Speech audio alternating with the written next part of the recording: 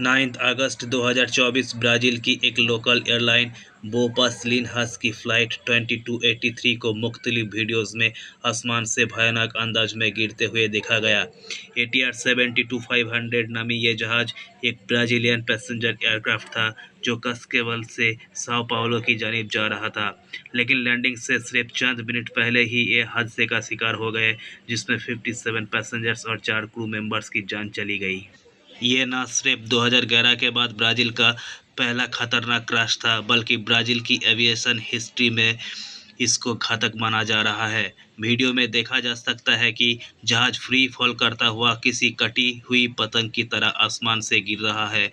Video release होने के बाद एविएशन इंडस्ट्री से ताल्लुक़ रखने वालों के बीच खौफ की एक लहर दौड़ चुकी है, क्योंकि चाहे कोई भी एयरक्राफ्ट हो, वो कभी भी फ्री फॉल करता हुआ नीचे नहीं आ सकता। हमेशा जहाज़ ग्लाइड करके नीचे आता है। तो फिर आखिर वजह क्या बनी, इस बारे में तो अथॉरिटीज़ की जानिब से इन्वेस्टिगेशन लॉन्च कर दी गए, लेकिन क्रैश से चंद मिनट पहले ऐसा क्या हुआ जो शायद इस हादसे की वजह हो सकती है।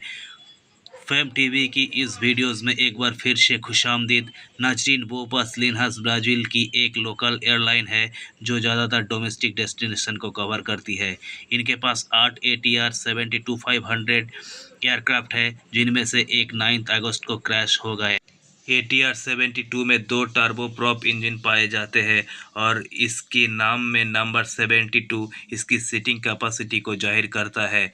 इसको फ्रांस और इटली में एयरक्राफ्ट मैन्युफैक्चरर ATR की जानिब से बनाया गया, जबकि इस कंपनी में एयरबस का भी 50% शेयर है, जो अपने टेक्नोलॉजी को ATR के साथ शेयर करता है। फ़्लाइट 2283 का ATR 72-500 14 साल पुराना था, जिसको 2022 में बोपस लिनहस ने इंडोनेशिया के पेलिटा एयर सर्विस से खरीदा गया था। जैसा कि पहले भी मैंने बताया कि ये एयरलाइन ज़्यादातर सिर्फ लोकल डेस्टिनेशन पर ही ऑपरेट करती है। फ़्लाइट डाटा रिकॉर्ड के मुताबिक 9 अगस्त 2024 सुबह 9:06 पर यह साओ पाउलो से टेक ऑफ हुए और इसकी मंजिल 700 किलोमीटर वेस्ट में कैस्केबल तक थी। इसका ये ट्रिप तो बिल्कुल ठीक-ठाक गुजर गया। इसने 2 घंटे 11 मिनटों के बाद सुबह 11:17 पर कैस्केबल में खड़ी खैरियत से लैंड कर लिया।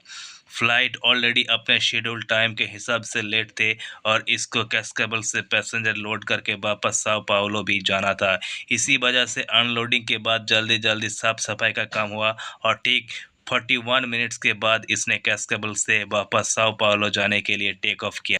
जहाज में टोटल 57 पैसेंजर्स और पायलट समेत 4 क्रू मेंबर्स मौजूद थे। 61 सालाना अम्बर्टो डिकम्पोज फ्लाइट कैप्टन थे। 35 सालाना डैनिलो सैंटोस फर्स्ट ऑफिसर और 2 फीमेल केबिन क्रू भी मौजूद थे। टेक ऑफ से लेकर क्रैश तक क्या कुछ हुआ, रडार की स्क्रीन पर क्या कुछ दिखता रहा, ये सब कुछ आप भी देख सकते हैं।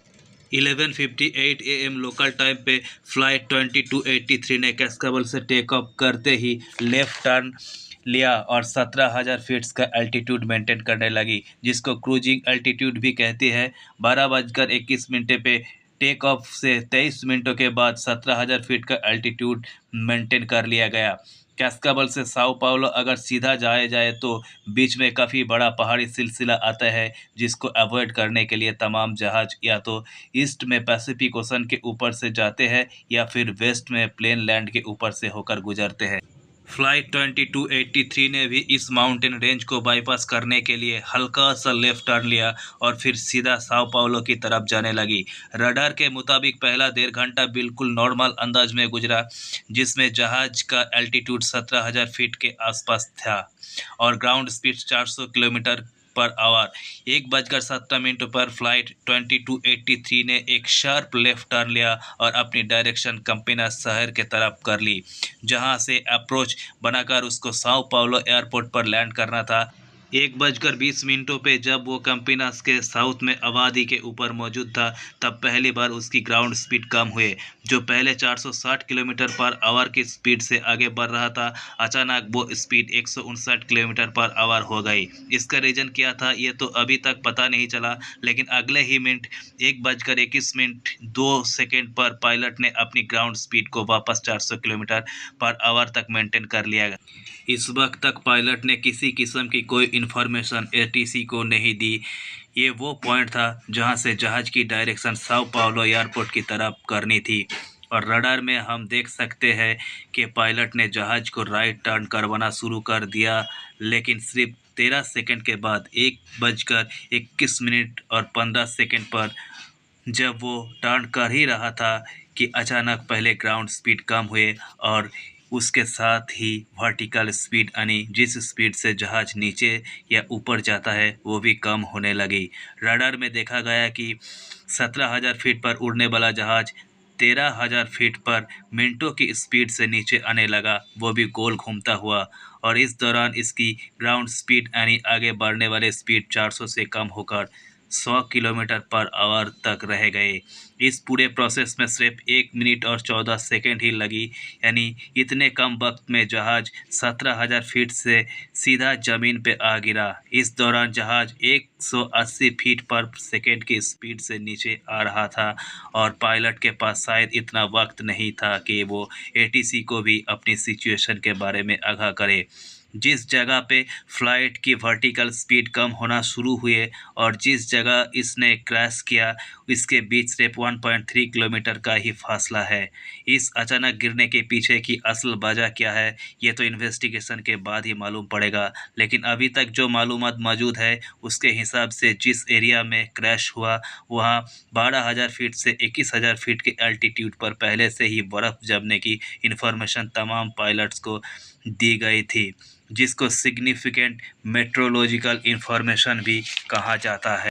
अगर जहाज़ के विंग्स पर बर्फ़ जमना शुरू हो जाए तो ये काफ़ी खतरे की बात होती है, क्योंकि बर्फ़ की वजह से जहाज़ की एरोडायनामिक बदल हो जाती है और हवा जो उसको लिफ्ट देता है वो लिफ्ट अब कम हो जाती है। बर्फ़ जमने की वजह से दूसरा मसला ये भी होता है कि विंग्स, रडार्स, एलेरोन्स और एलिवेटर्स जो एयरक्राफ्ट की मूविंग पार्ट्स होते हैं उनके बीच बर्फ़ फंस जाती है और वो हिल नहीं सकते, यानी पायलट के इनपुट देने के बावजूद भी जहाज़ राइट या लेफ्ट नहीं हिल पाएगा। इस चीज़ से बचने के लिए अक्सर मॉडर्न एयरक्राफ्ट्स में तो ऑटोमेटिक हीटिंग सिस्टम होता है जो अहम हिस्सों पर बर्फ़ को जमने नहीं देता। कुछ एयरक्राफ्ट ऐसे होता है जिन पर फ्लाइट से पहले एक खास केमिकल का स्प्रे किया जाता है जिससे बर्फ़ जम नहीं पाती। ATR 72-500 में मुख्तलिफ़ किस्म के डी आइसिंग सिस्टम इंस्टॉल है। उसके विंड पर न्यूमेटिक डी आइसिंग बूट्स लगे हैं जो वक्फे से बर्फ़ को हटाते रहते हैं। इसी तरह इसकी प्रोपेलर्स, विंडशील्ड और इंजन में भी डी आइसिंग सिस्टम इंस्टॉल्ड है। और इस सब के बावजूद अगर पहले से ही बर्फ़ की फोरकास्ट हो तो पायलट कोशिश करते हैं उस एल्टीट्यूड पे या उस जगह को अवॉइड करते हैं जहां बर्फ़ जमने का अंदेशा हो। क्रैश के बाद फ़्लाइट 2283 का ब्लैक बॉक्स रिकवर कर लिया गया है और उम्मीद है कि आने वाले महीनों में इस क्रैश की असल वजह खुलकर सामने आ जाएगी, लेकिन फ़िलहाल ये एक मिस्ट्री ही बनी हुई है कि आखिर 17,000 फीट से जहाज़ सीधे नीचे कैसे आ गिरा। उम्मीद है फेम टीवी की ये वीडियो भी आप लोग भरपूर लाइक और शेयर करेंगे।